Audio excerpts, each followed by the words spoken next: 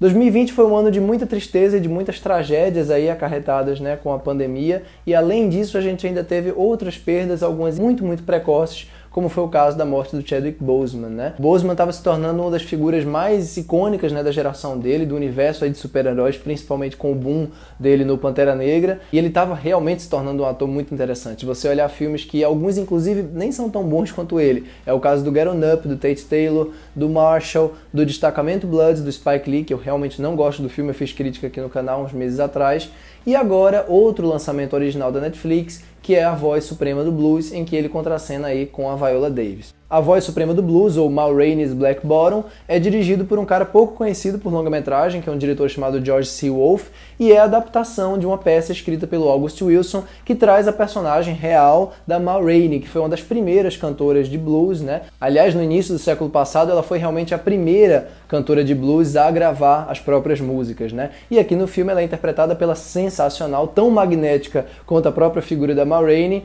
Viola Davis. Mas só para deixar claro, A Voz Suprema do Blues não é um filme biográfico. O filme se passa inteiramente, quase em tempo real, com um dia de gravação, mais um dia de gravação para essa personagem que está indo ali para Chicago fazer essa gravação. Ela notavelmente é uma pessoa muito impositiva, apropriadamente impositiva, levando em conta todo o preconceito e toda a violência que ela sofria em vários sentidos. O filme dá uma pequena mostragem disso, numa sequência bem enquadradinha até de acidentes de trânsito, e a gente acompanha também a banda dela, né, que é composta ali, encabeçada pelo cara que fez um novo arranjo da música, que é o personagem do Chadwick Boseman, o trompetista da banda. Bom, nesse momento, tanto a Viola Davis quanto o Chadwick Boseman são favoritos aí ao Oscar de melhor atriz e de melhor ator, respectivamente, do ano que vem, né? E apesar de eu achar que o filme passa longe de ser tudo aquilo que ele poderia ter sido e de ser tudo aquilo que a crítica internacional, de um modo geral, tá falando, os dois são realmente os corações do filme, né? Ele é um filme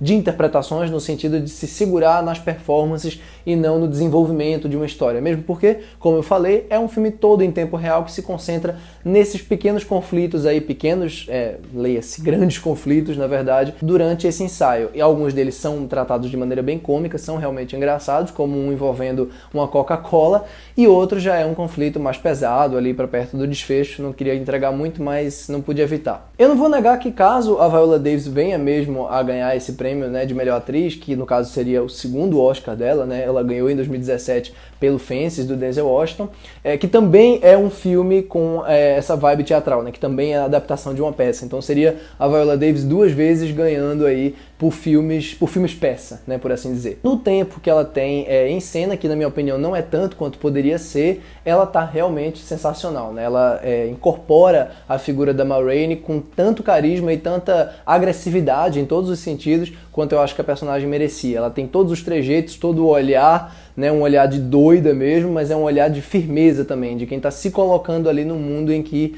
claramente não foi feito para ela brilhar e não quer que ela brilhe, né? Quer ofuscar o brilho dela. E tanto a luz do filme, quanto a câmera, quanto a interpretação dela sugam toda a energia do que está em volta, né, quando ela está em cena. Aliás, a Viola Davis já faz isso habitualmente no próprio Fences. Ela suga toda a luz que estava no Denzel Washington durante 1h30 de filme, né, na cena do monólogo dela. E aqui, embora ela não tenha nenhum monólogo daquele tipo, né, aquele monólogo que deu o Oscar a ela pelo Fences, ela tem momentos suficientemente bons para justificar esse prêmio, ainda que eu ache que o filme em torno dela não é nem de longe tudo que poderia ter sido. Já o Chadwick Boseman, dentro da lógica do filme, sofre um pouco mais com algumas decisões da direção e do roteiro, na minha opinião. Ele é o que tem, assim, monólogos mais extensos, é meio que a partir do ponto de vista dele que essa história aqui é contada. Não é 100%, mas é dramaticamente mais do ponto de vista dele mesmo. E por conta disso ele acaba sofrendo um pouco com um tom arbitrário com que os monólogos começam a aparecer. A cena vai se construindo assim, toda cheia de agilidade, toda cheia de humor, e aí um personagem fala uma coisa que desencadeia aquela fala dele. E aí parece que tudo em volta desaparece, né? Inclusive elementos dramáticos expressivos da cena, e o showtime passa a ser do Chadwick Boseman, né? Que tá, na minha opinião, inegavelmente muito bem, mas é difícil se envolver no drama dele levando em conta que o monólogo vem de maneira tão arbitrária ali no meio, sabe? Me parece mais uma coisa do tipo, vamos dar o Oscar aqui pro Chadwick Boseman. E aí é aquela coisa, né? Se ele vier a vencer, por exemplo, o Oscar póstumo aí de melhor ator, eu acho que seria não só justo pelo esforço dele aqui no filme, pelo talento que é provado e pelo talento que é demonstrado em tão pouco tempo, né? Que ele conseguiu colocar pra fora em um intervalo de 4, 5 anos aí na indústria. Então é isso, a minha consideração sobre ele é mais essa, assim, eu acho que os 2, 3 monólogos que ele tem soam muito arbitrários dentro da lógica dramática do filme. E mais arbitrário ainda, na minha opinião, é uma decisão lá no ato final de criar um certo impacto a partir de uma coisa aparentemente muito pequena e que também me soa dramaticamente muito mal articulado. Então acaba sendo um filme meio mal conectado, assim. Acho que ele poderia ser menor ainda do que ele já é, ele é bem curto na verdade, ou mais extenso e com um desenvolvimento mais expressivo aí desses personagens que estão em cena, porque são atores muito bons, né? Todo mundo ali, na verdade, tem um momento bacana. É um filme que tem momentos de humor muito funcionais, é um filme que tem energia, é uma direção que sabe iluminar bem esses rostos, né? Deixar todo mundo muito suado para passar mesmo esse calor e essa energia, tanto do blues quanto das personalidades, mas que em momentos específicos soa mais calculado do que propriamente energético. E outra decepção rápida para parar de falar mal do filme, eu não gosto nem um pouco das sequências musicais. Eu acho elas extremamente mal dubladas, inclusive com erros grosseiros de sincronia labial. Claramente não é a Viola Davis que está cantando, o que em si não é um problema, mas eu confesso que as cenas faltam em energia, faltam em peso, faltam em vibração,